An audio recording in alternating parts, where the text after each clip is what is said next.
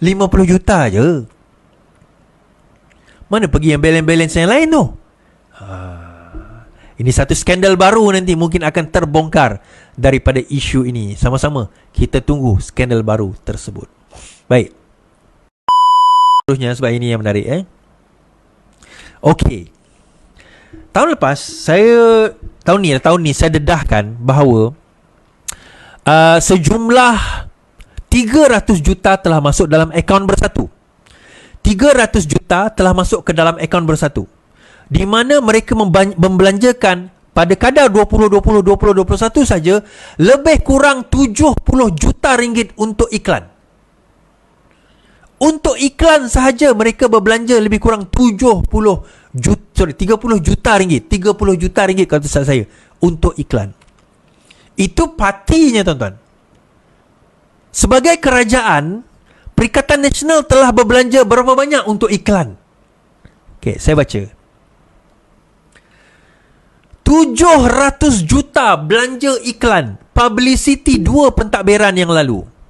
Kementerian Keuangan mengesahkan jumlah perbelanjaan Kerajaan Persekutuan semasa pentadbiran Perikatan Nasional untuk iklan, promosi dan publicity dalam menghebahkan agenda kerajaan mencecah 700 juta ringgit.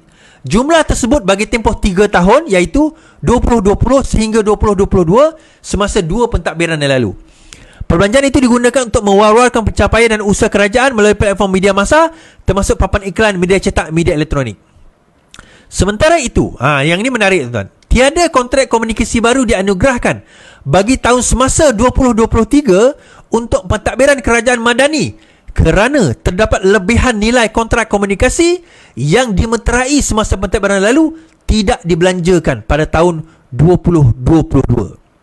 Pada tahun 2023, perbelanjaan kerajaan madani telah menggunakan hanya sebahagian lebihan kontrak komunikasi, iaitu bernilai 56.9 juta ringgit. 2 hari lepas saya borak dengan YB Fahmi, Menteri Komunikasi. So cerita pasal benda ni, dia cerita kat saya. Dia cerita kat saya bahawa PN belanja 700 juta 3 tahun is. Okey, yang bestnya dia kata, ni dia cerita kat saya, yang bestnya tahun ini kalau tuan-tuan perasan billboard madani tu yang dekat highway, yang tu semua free, tuan-tuan. Bukan free. Arti kata yang tu semua tak ada dalam bajet. Tak ada dalam bajet 2023. Yang tu daripada mana? Yang bajet 700 juta tadi tu ada lebih 56 juta. Ada balance. Balance tu lah yang kerajaan ini pakai untuk gunakan billboard. Salah satunya billboard madani, dia banyak lah. Tetapi itulah jumlah yang digunakan. Meaning kerajaan tak buka bajet baru pun, dia gunakan bajet yang lama untuk tujuan pengiklanan ini. Tetapi 700 juta tersebut ada masalah.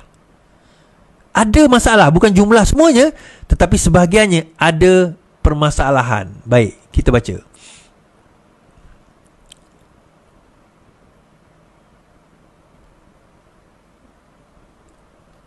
Salah guna dana, polis terima laporan dakwaan salah guna dana 700 juta 2 kerajaan terdahulu.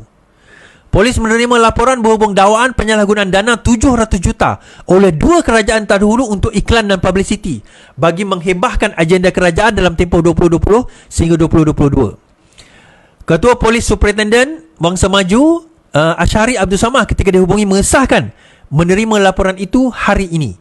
Kita akan membuat siasatan termasuk menghubungi pihak Kementerian Keuangan untuk mendapat penjelasan.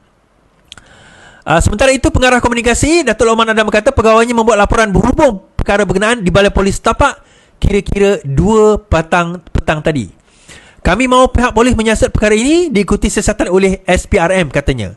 Media sebelum ini melaporkan Kerajaan Persekutuan membelanjakan 700 juta untuk kerja iklan, promosi dan juga publicity. So sejumlah 700 juta tersebut, satu jumlah yang amat banyak dibelanjakan dalam tempoh tersebut, tempoh 3 tahun tu. Kalau kita tengok lebih kurang 200 juta setahun on average lah. Still ada balance dan kerajaan ini tak perlu untuk buat bajet baru. Kerana apa? Dia tahu. Itu saya kata tadi, tak songlap, tuan-tuan. 200 juta setahun. 2023 ada balance 50 lebih juta. Kerajaan Madani pakai balance tu 50 juta je. Mana pergi yang balance-balance yang lain tu? Ini satu skandal baru nanti mungkin akan terbongkar daripada isu ini. Sama-sama kita tunggu skandal baru tersebut. Baik.